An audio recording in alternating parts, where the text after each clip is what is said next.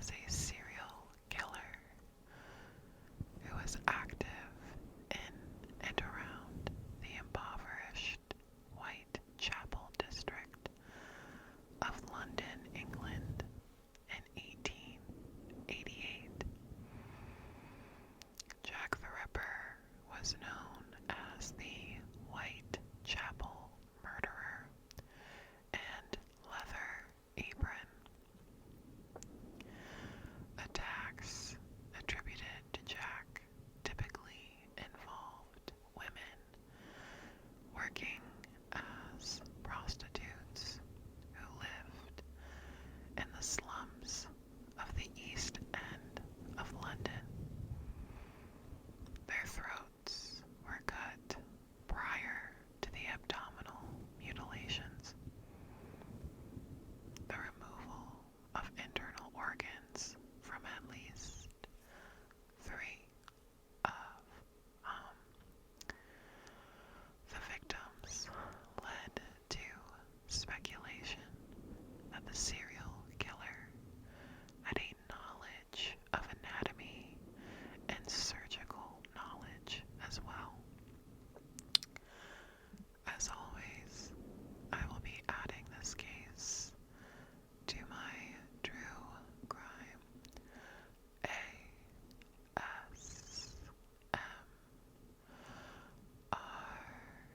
series playlist. This is where you can find past and future videos in this series. Now, let's get into it. It is important to know the state of Whitechapel at the time of these murders. I believe that the extreme overcrowding and all these social issues occurring at this time as well led to these crimes. In the mid-19th century, England experienced an influx of Irish immigrants who swelled the populations of the major cities, including the East End of London.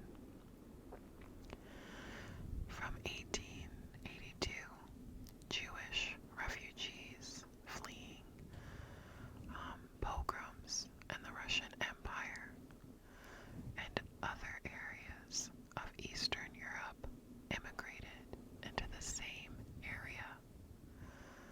The parish of Whitechapel became increasingly overcrowded, with the population increasing to 80,000 inhabitants by 1888. Work and housing conditions worsened, and a significant economic underclass developed. 55% of children born in the East End died before they were 5 years old.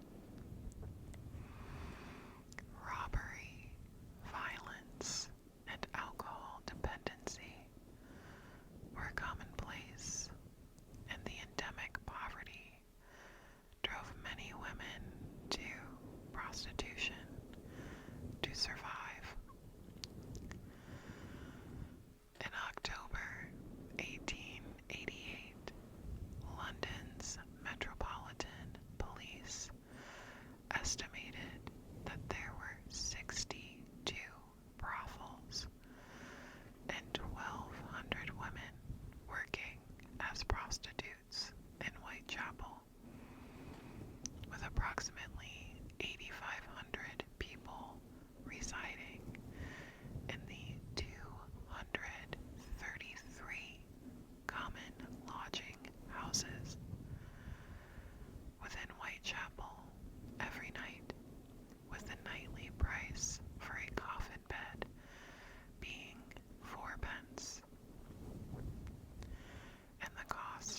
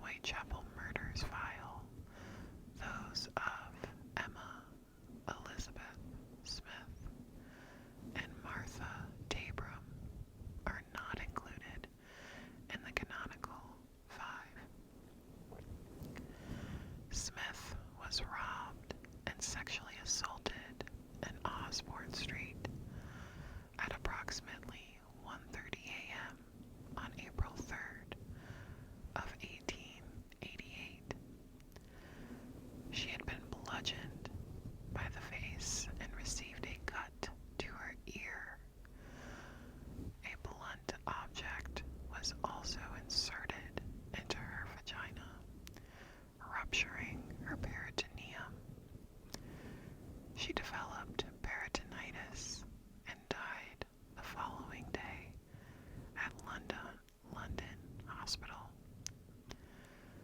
Smith stated that she had been attacked by 2 or 3 men, one of whom she described as a teenager. This attack was linked to the later murders by the press, but most people attribute this murder to general East End gang violence and not to the Ripper case. Debra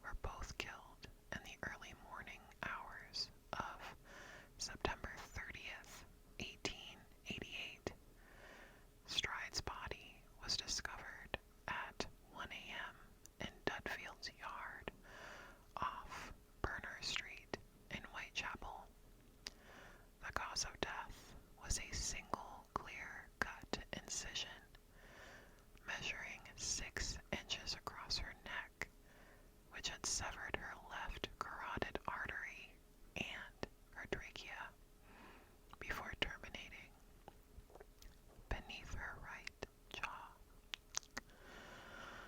The absence of any further mutilations to her body has led to uncertainty as to whether Stride's murder was truly committed by the Ripper, or whether he was interrupted during the attack. Several witnesses later informed police they had seen Stride in the company of a man in or close to Berner Street on the evening of September 29th and in the early hours of September 30th. But each gave differing descriptions. Some said that her companion was fair, others dark. Some said that he was shabbily dressed, and others well dressed. And I think it's important to know she was a prostitute. I could see where she had multiple clients that evening, and different people had seen her with different men. Also, with the social issues right now, there's a lot of blame game going on. People who were racist against Jews were trying to blame them, and vice versa. Edo's body was found in a corner of Mitre Square in the city of London, 3/4 of an hour after the discovery of the body of Elizabeth Stride. Her throat was severed from ear to ear, ear to ear, and her abdomen ripped open by a long, deep, and jagged wound before her intestines had been placed over her right shoulder, with a section of the intestine being completely detached and placed between her body and left arm. The left kidney and the major part of Edo's uterus had been removed, and her face had been disfigured, with her nose severed, her cheek slashed, and cuts measuring 1/4 of an inch and a half, an inch, respectively, vertically incised through each of her eyelids. A triangular incision, the apex of which pointed towards Edo's eye, had also been carved upon each of her cheeks, and a section of the auricle and lobe of her right ear was later recovered from her clothing. The police surgeon who conducted the post-mortem upon Edo's body stated his opinion these mutilations would have taken at least 5 minutes to complete. A local cigarette salesman named Joseph Lond had passed by a narrow walkway to Mitre Square named Church Passage with 2 friends shortly before the murder. He later described seeing a fair-haired man of medium build with a shabby appearance, with a woman who may have been Edo's. Lon's companions were unable to confirm his description. The murders of Stride and Edo's ultimately became known as the double event. A section of Edo's bloodied apron was found at the entrance to a tenement in Goulston Street at 2:55 a.m. A chalk inscription upon the wall directly above this piece of apron read,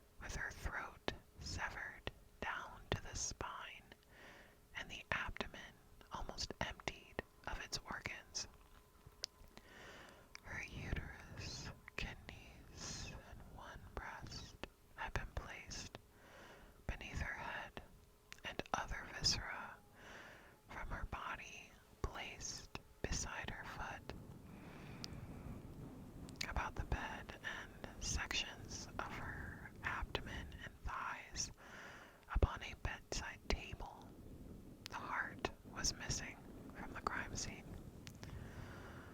Multiple ashes found within the fireplace at 13 Miller's Court suggested Kelly's murderer had burned several combustible items to illuminate the single room as he mutilated her body. A recent fire had been severe enough to melt the solder between a kettle and its spout, which had fallen into the grate of the fireplace. Each of the canonical 5 murders was perpetrated at night, on or close to a weekend, either at the end of a month or a week or so after. The mutilations became increasingly severe as the series of murders proceeded. Now, with that being said, I think it is likely that those 2 murders that they had stated weren't affiliated. I think it is possible that they were, because as the Ripper progresses, as he gets to each victim, he is getting more deliberate, he's really perfecting his craft. I think it is possible that this was a culprit that had committed the first 2 crimes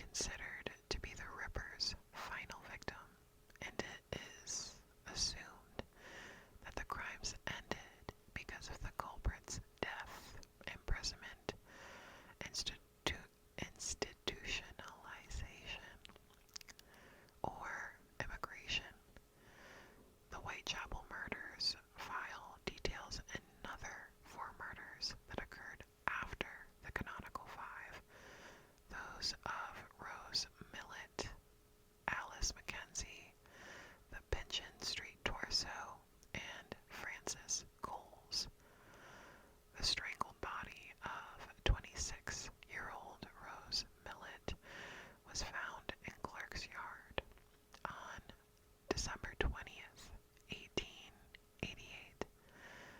There was no sign of a struggle, and the police believed that she had either accidentally hung herself with her collar while in a drunken stupor or committed suicide. However, faint markings left by a cord on one side of her neck suggested Marilyn had been strangled. At the inquest into her death, the jury returned a verdict of murder. Alice Mackenzie was murdered shortly after midnight on July 17th, 1889, in Castle Alley, Whitechapel.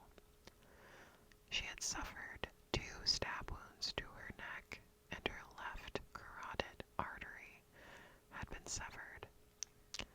Several minor bruises and cuts were found on her body, which also bore a 7-inch long superficial wound extending from her left breast to her navel. One of the examining pathologists, Thomas Bond, believed this to be a Ripper murder, though his colleague George Phillips, who examined the bodies of 3 previous victims, disagreed. Opinions among writers are also divided between those who suspect Mackenzie's murderer copied the acts of Jack the Ripper to deflect suspicion from himself, and those who ascribe this murder to Jack the Ripper. The Pecheone Street torso was a decomposing, headless and legless torso of an unidentified woman, aged between 30 and 40, discovered beneath a railway arch in Pecheone Street, Whitechapel, on September 10th, 1989. Bruising about the victim's back, hip, and arm indicated that she had been extensively beaten shortly before her death. The victim's abdomen was also extensively mutilated, although her genitals had not been wounded. She appeared to have been killed approximately 1 day prior to the discovery of her torso. The dismembered sections of the body are believed to have been transported to the railway arch, hidden under an old chemist. At 2:15 a.m. on February 13th, 1891, P.C. Ernest Thompson discovered a 31-year-old prostitute named Frances Coles lying beneath a railway arch at Swallow Gardens, Whitechapel. Her throat had been deeply cut, but her body was not mutilated, leading some to believe Thompson had disturbed her assailant. Coles was still alive, although she died before medical help could arrive. A 53-year-old stoker, James Thomas Sadler, had earlier been seen drinking with Coles, and the two are known to have argued approximately 3 hours before her death. Sadler was arrested by the police and charged with murder.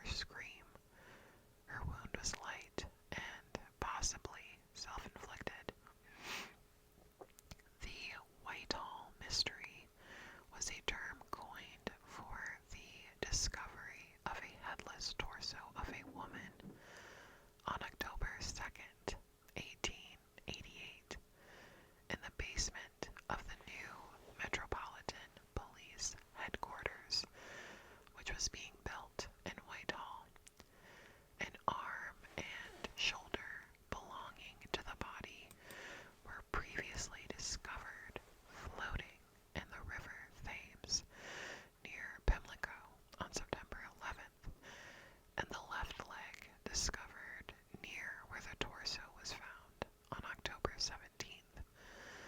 The other limbs and head were never recovered, and the body remains unidentified.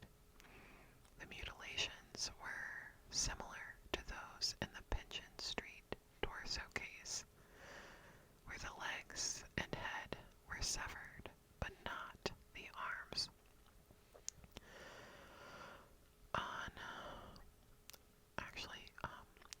Both the Whitehall mystery and the Pigeon Street case may have been part of a series of murders known as the Thames Murders.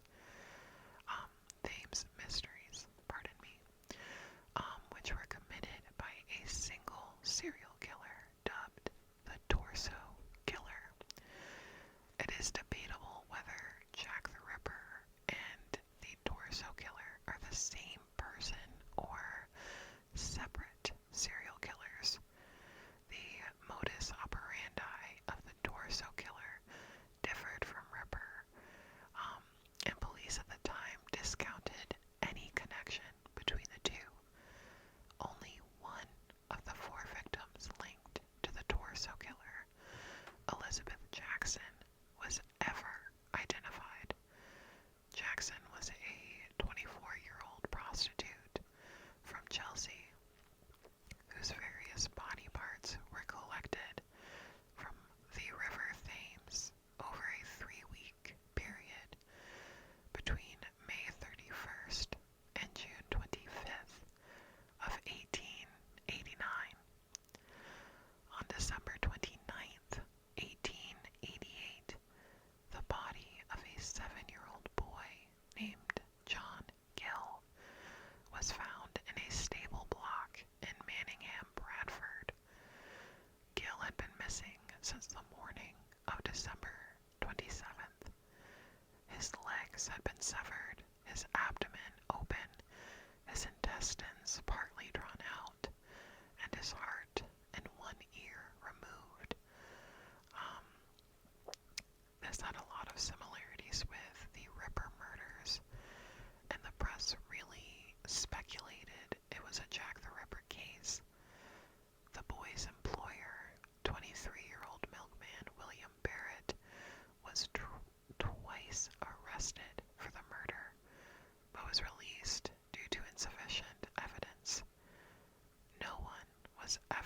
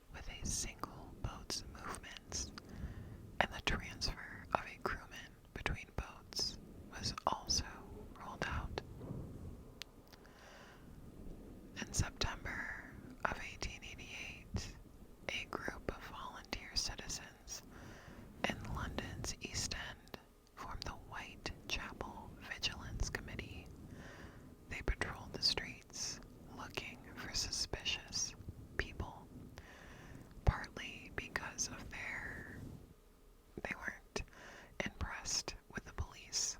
The police had failed to apprehend the perpetrator of not only this crime, but multiple others. Also, some members were concerned that the murders were affecting business.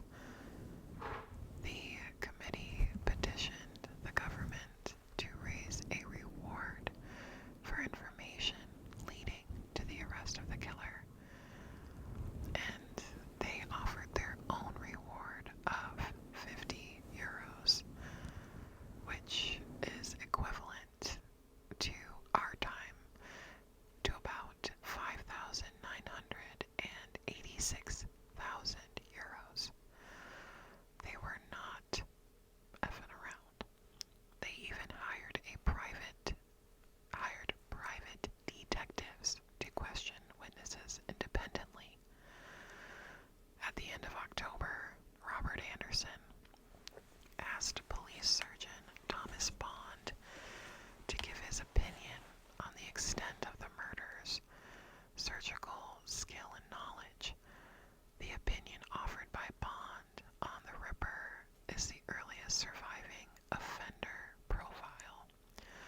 Bond's assessment was based on his own exam of the most extensively mutilated victim and the post-mortem notes from the 4 previous murders. He wrote, "All 5 murders, no doubt, were committed by the same hand. In the first 4, the throats appear to have been cut from left to right.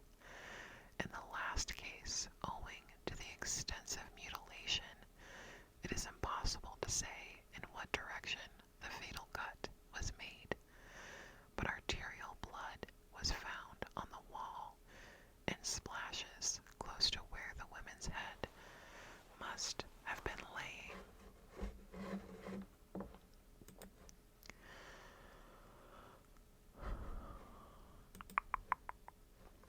All the circumstances surrounding the murders lead me to form the opinion that the women must have been lying down when murdered, and in every case, the throat was first cut. Bond was strongly opposed to the idea that the murderer possessed any kind of scientific or anatomical knowledge, or even the technical knowledge of a butcher or horse slaughterer. In his opinion, the killer must have been a man of solitary habits, subject to periodical attacks of homicidal and erotic mania, with the character of the mutilations possibly indicating satyriasis.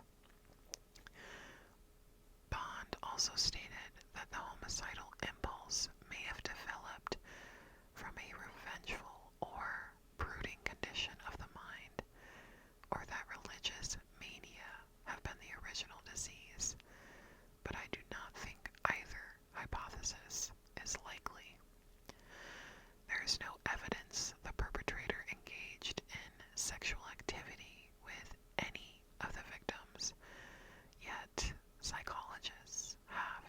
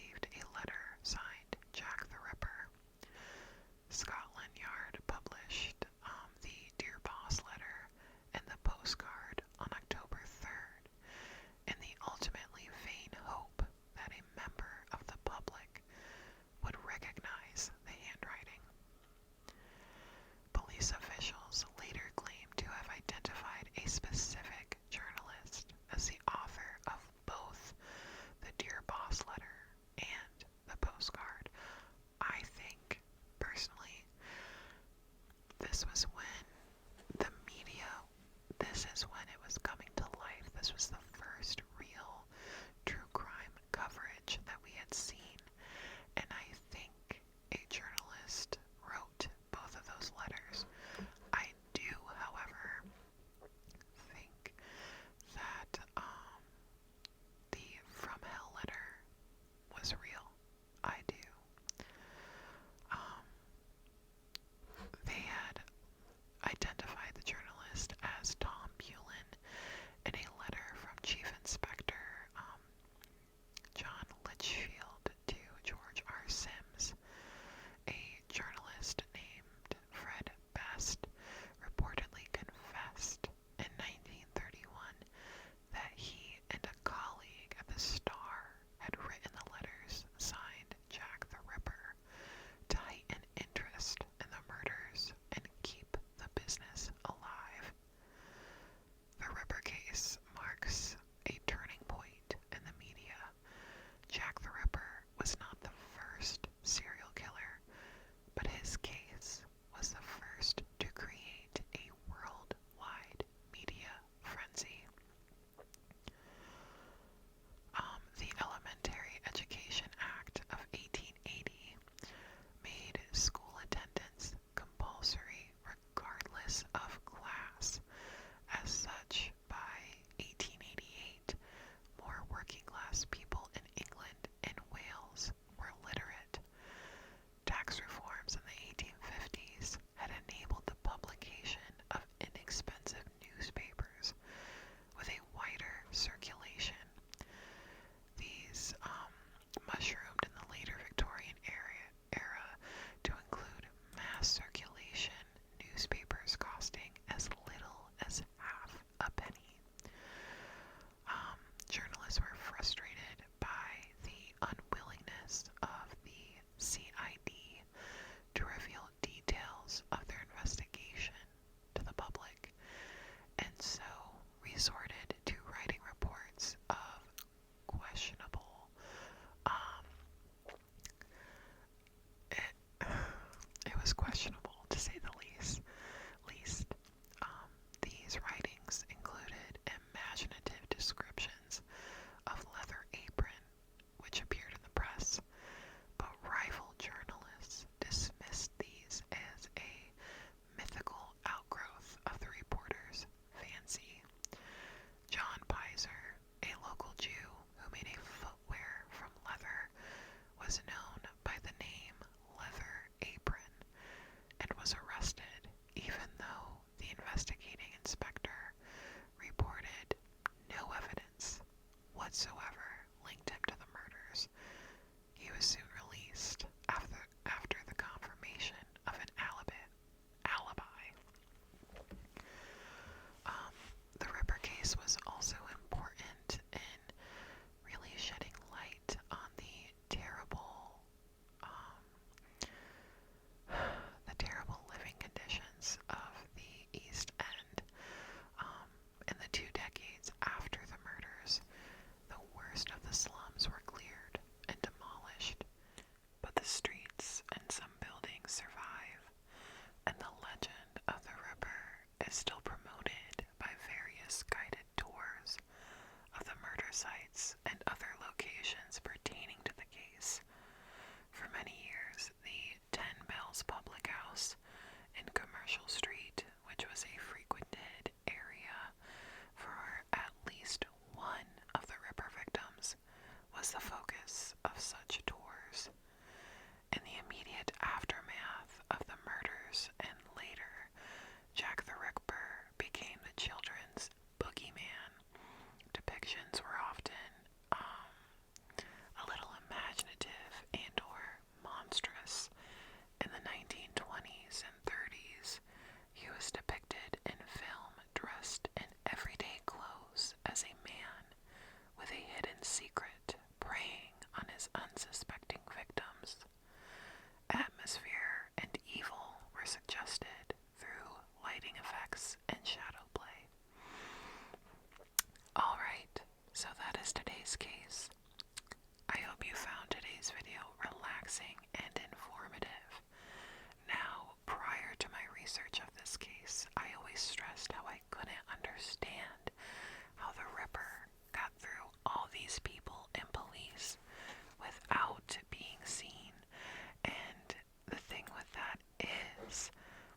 were so many people that he was just lost.